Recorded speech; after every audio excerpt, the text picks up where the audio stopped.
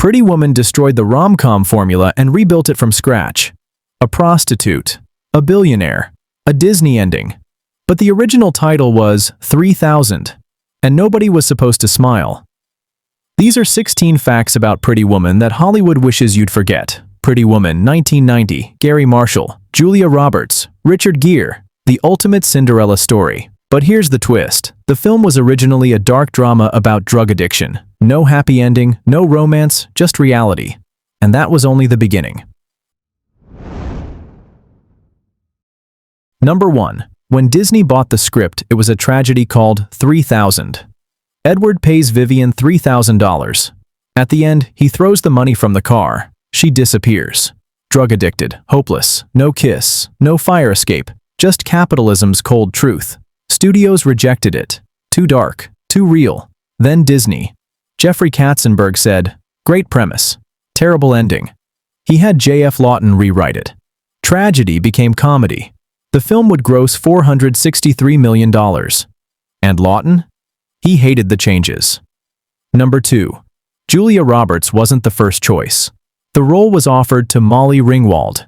Too immoral. Then Daryl Hannah. Then Meg Ryan. All said no. Marshall was desperate. He needed innocence and street credibility. He saw Roberts in Steel Magnolias. That's her. Roberts was 21, unknown. Got $300,000. The film made her a superstar overnight. Number 3. What you see as chemistry was ice at first. Gere didn't want the role. Too light. Marshall convinced him over weeks. Gere only agreed if he could reshape the script. The piano scene? Improvised. Gere plays himself. Roberts was intimidated. Gere was a star. She was nobody. First days were tense. Cold. After 2 weeks it thawed. The tension became the film's magic. Number 4. The iconic red gown scene almost killed Julia Roberts. The dress was so tight that Roberts could barely breathe. 4 hours on set, hardly any breaks. During the opera scene, she had a dizzy spell. The cameras were rolling. She fought through. Marshall didn't see it. Only later during editing did he notice how pale she was. Roberts said, "I thought I'd collapse, but I didn't want to ruin the take." One take, no repeat. The dress later sold for $15,000. Roberts refused to ever touch it again. Number 5. The jewelry box scene was an accident. Gere snaps the box shut. She laughs. Not scripted. Gere improvised it. Her reaction? Real. Pure surprise. Marshall left it in. No second shot. A spontaneous moment. The most iconic scene. Roberts. I forgot we were filming. Gere's best prank on set. Number 6. Julia Roberts' laughter isn't always real. For a sad reason. Roberts lost her half-sister during filming. Overdose. She took 2 days off, then came back, smiling. Marshall changed the schedule to spare her emotional scenes. Light moments moved up. Heavy scenes postponed. Roberts never spoke about it on set. Years later, I was laughing while breaking apart inside. Playing Vivian's Hope saved me. The film became her therapy. To this day, she calls Pretty Woman her lifeline. Number 7. The rodeo drive scene is based on real humiliation, but not Roberts. It happened to screenwriter J.F. Lawton's friend. She was thrown out of a store because of her clothing. Lawton was so angry he wrote it into the script, as revenge. The line, "Big mistake, huge," was improvised by Roberts. Marshall loved it. One take. And the real rodeo drive stores? They refused to appear. Too embarrassing. The scenes were recreated with fake stores, but the message got through. Stores that refused got hate mail from fans. Number 8. The film was supposed to belong to Al Pacino and Michelle Pfeiffer. Before Gere and Roberts, the dream team was Pacino as Edward, Pfeiffer as Vivian. Both read the script. Both were interested. Then came the Disney rewrite. Pacino jumped ship. Too light for me. He wanted the dark original. Pfeiffer declined. Career risk. Disney panicked. Christopher Reeve was approached. Denzel Washington too. Nobody wanted it. Only when Gere agreed and could co-write did it roll again. Pacino said years later, "That was my biggest mistake." But Gere and Roberts became icons. Nobody can imagine anyone else today, and that was only half of it. Like, subscribe, stick around. Because now comes a body that's not Robert's, a budget trick that saved everything, and the ending that almost never happened.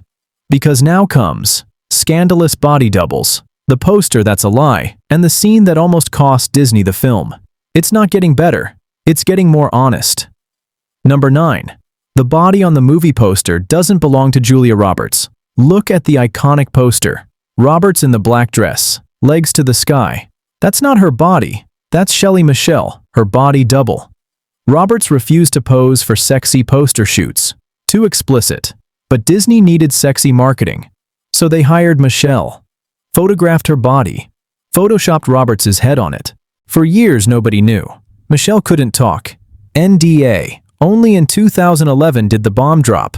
Michelle gave an interview. Roberts was not amused. I knew there was a double, but not for the posters.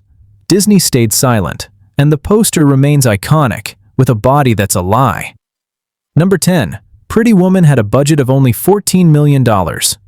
Disney wanted a small film, small risk. Marshall had to get creative. Hotel scenes? All shot in the same hotel. Street scenes?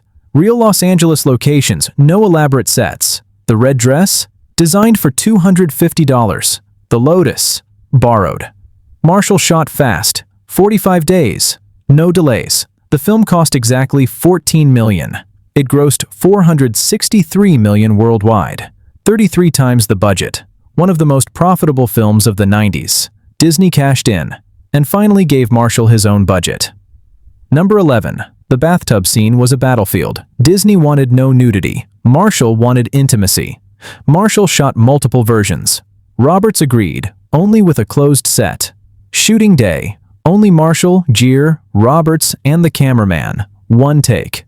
Roberts. The more we shoot, the more mechanical it becomes. Disney saw it. Too intimate. Marshall trimmed it. Less skin, more feeling. It worked. One of the most romantic scenes, without being explicit. Number 12. Richard Gere hated the ending and fought against it. The script ended with Edward rescuing Vivian on the fire escape. Gere found it too cheesy, too Disney.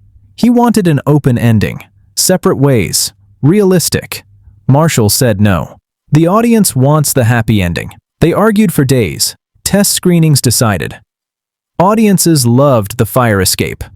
Gere gave in, reluctantly. He improvised.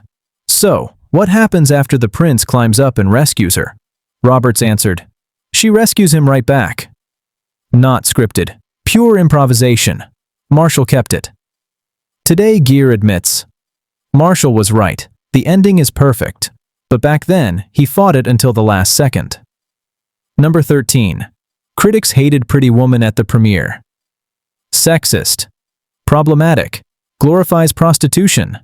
Reviews were brutal. Feminist groups protested. Disney was nervous. Too controversial?